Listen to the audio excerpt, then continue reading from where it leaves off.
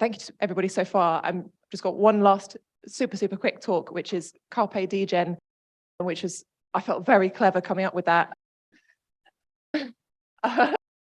Which is, if anyone isn't familiar, a degen is basically somebody that essentially spends all their money on crypto and NFTs and just sort of goes all in on it.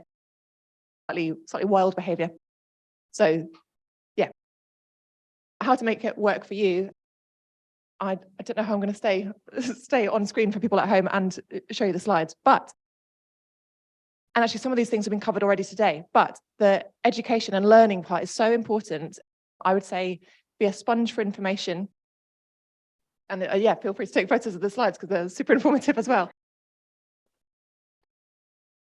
I would say, yeah, get in all the information that you can and make it start to make sense and make it more manageable for you, because as I said, I know how it can be overwhelming. I think especially my first maybe was it maybe a month of like learning about NFTs, crypto and broader Web3, I did feel completely overwhelmed, actually really excited. And it was almost like a sort of physical reaction to it.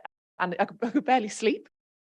But yeah, make it make sense, make it manageable. And so things like the Women of Web3 podcast, we've tried to sort of make it deliberately accessible to all. So we always kick things off with a sort of jargon buster of like, we make all these super senior women define these quite basic terms, but just to make sure that everybody's kind of on the same page so that we don't go sort of too far down the rabbit hole and lose people in terms of meaning. And so yeah, as well as podcasts, I'm trying to think, because I did a bit of a shout out on my LinkedIn to get other people's kind of hacks and tips. Actually, it was mostly guys that replied saying what their hacks were, but I didn't say you have to be a woman and what your hack is. It was just a kind of like, how do you keep on top of all of this? And I think a lot of it was things like saved articles, but also one-to-one conversations. So in addition to coming to networking events, and I think this is so important in terms of like making it click, is like hearing from real humans in person and then also connecting about it afterwards. But I think also one-to-one conversations over calls can be super informative as well. And I think because of that early nature of where we are in the space, people do seem to be quite generous with their time. I mean, sometimes it's hard to be generous with time when, you know, like as women, you know, in terms of like, I've got a 1-year-old and trying to run a business but yeah, there are some amazingly generous people out there. So take up every offer, I would say. And can't remember why next slide is get a buddy. So yeah, connected to that.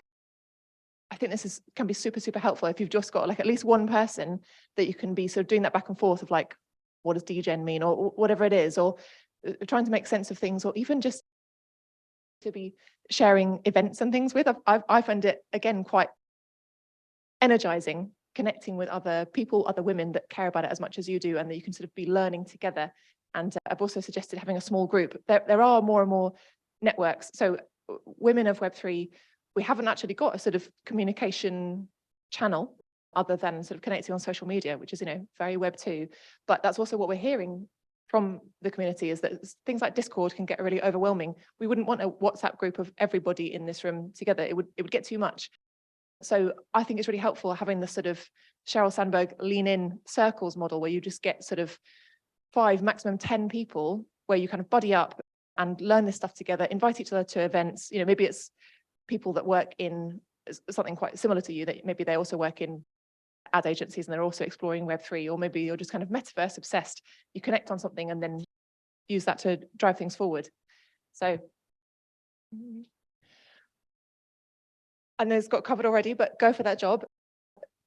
It was true what you said, Neve, about the fact that Neve tried to talk herself out of applying for, well, agreeing to be interviewed about being a CMO of a DeFi startup, and she told me all the reasons why she wasn't appropriate for it, which is very annoying because she's very impressive.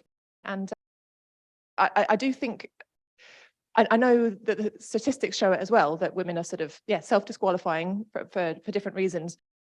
But it does seem to keep happening in Web3. I keep hearing this, that women don't have the confidence of,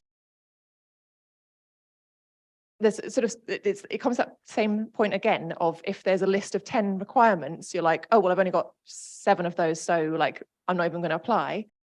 I mean, that's what we're hearing from big Web3 employers. Like Women of Web3, we're consulting with these big Web3 employers, and you know, things like Binance and everybody, they're saying we're getting sort of 1% to 10% female applicants to their roles.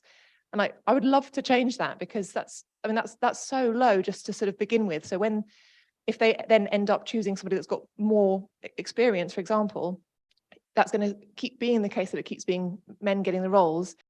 So we're also on a sort of mission to educate them about what can we do to help women feel that they can apply for this stuff, because at the moment, you're not getting it right, whether it's language or anything. Yeah, women are feeling that they can't apply. So that's my advice: is do apply, do go for it, and do this bit. Yeah. Thanks. Don't have to walk around and get a mentor. I know London Women Leading Web3 that we've mentioned a couple of times. That's our sort of partners, like sister network of senior women. Hunt them out today. Go and find people and ask them to mentor you. I would also say, if you're going to get a mentor, this applies in any context, any industry, do work out what it is that you need. Even if the need is, I think I'd like to get a role doing this, or I think I'd like to help my company start a team that explores this, but try to summarize and shape that ask before you go to the person and sort of say, help me. Because that's how they can sort of more accurately help you, is the more you can say what your needs are first. And finally, as Cindy fucking Gallup has been telling us, go and get funding, ask for more money. Actually, whether you're, from being employed or running your own business, ask for more money. That is so important. I keep also hearing that from investors, is that women are asking for less money when they're pitching for investment. So not only are they not getting as many of the, not getting funded as often, they're also asking for a lower amount. And apparently that's partly because, and this is sort of anecdotal rather than hard data showing us this, is that women are giving like really specific numbers as to we need £457,150 in order to sort of do this, this and this. And the investors are saying, you should be rounding that up. You should be rounding up to 500K, because you're definitely going to need that money. You're not going to not need it. So, and actually that's true of across the board. People will run out of investment sooner than they anticipate and have to sort of go cap in hand to ask for more. So ask for more in the first place. And I also think, and it's slightly ridiculous, but I think you actually get taken more seriously the more you ask for, which seems mad, because you feel less able to ask.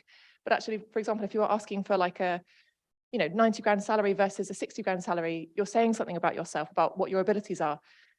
And I do think Web3 salaries can be quite high. I think sometimes surprisingly high, especially if it's a sort of a global remote role. I've seen lots of roles over 100K. And for me, in what I've worked in previously, that's not necessarily that normal. Or maybe it was normal at Meta, but prior to that, when I worked in ad agencies, it's much lower salaries. So I do think it's super important. Whatever that number is, just add on a couple of, I was going to say round up by to the nearest 10, but actually round it up by, add some extra zeros on the end. I don't mind. I think you'll get it. And again, because we're in this early period, you're going to end up sort of benefiting long term, that we can be sort of architecting these things that are going to become the unicorns of tomorrow. There's like something I see as almost like a ambition, if I was to go full-time in Web3, is that I love the idea of having you get to be like first name at blah blah.com or .co or .io, and that you're still there when it is a unicorn, and you still got the first name at. That's ultimate, I was there first. And if you start your own company, I'm just Lauren at Women of Web3.co, then that's sorted. That's much easier.